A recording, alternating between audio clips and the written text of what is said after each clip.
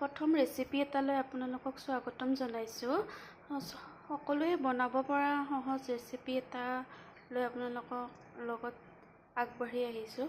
আপোনালোকে সকলোৱে ভিডিঅ'টো চাব আৰু বনাই খাব, কেনেকুৱা হয় জনাব।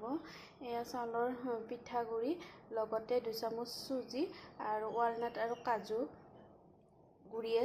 গুড়ি দি লৈছোঁ, লগত নিমখ আৰু এয়া কেঁচা পিঁয়াজ। আৰু যদি আপোনালোকে জ্বলা খাই ভাল পায়, যিহেতুকে এতিয়া বতৰটো অকণমান ডাৱৰীয়া হৈ আছে, কেঁচা জলকীয়া কাটি ল'ব। আৰু ইয়াতে মই পানী মিহলাই ধুনীয়াকৈ ঘোল এটা প্ৰস্তুত কৰি ল'ম। আপোনালোকে চাব, সকলোৱে ভিডিঅ'টো কেনেকুৱা পাই জনাব। এইখিনি এতিয়া ধুনীয়াকৈ মিহলি কৰি ল'ম আৰু অকণমানকৈ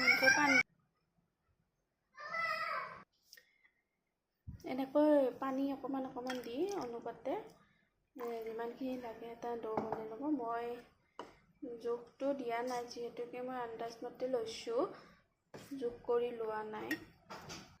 এয়া দেখিছে আপোনালোকে, মই বেটাৰটো ৰেডি কৰি ল'লোঁ। ঠিক এনেকুৱাকৈ হ'ব লাগিব।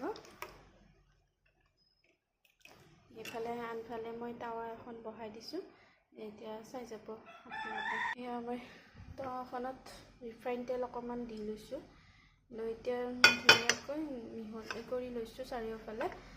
আৰু এতিয়া এটা এটাকৈ পিঠা ভাজি যাম, আপোনালোকে চাই যাব।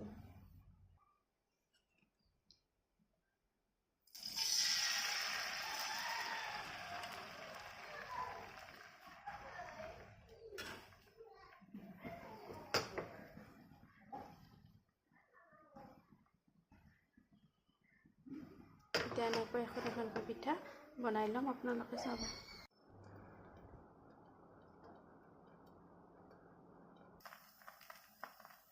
এয়া পিঠা হওঁ অৱস্থা। এয়া দেখিছে, চাৰিওফালৰ পৰা ধুনীয়াকৈ এৰ খাই আহিছে। এয়া দেখিছে আপোনালোকে, এনেকুৱা অৱস্থাত পিঠাখন নমাব।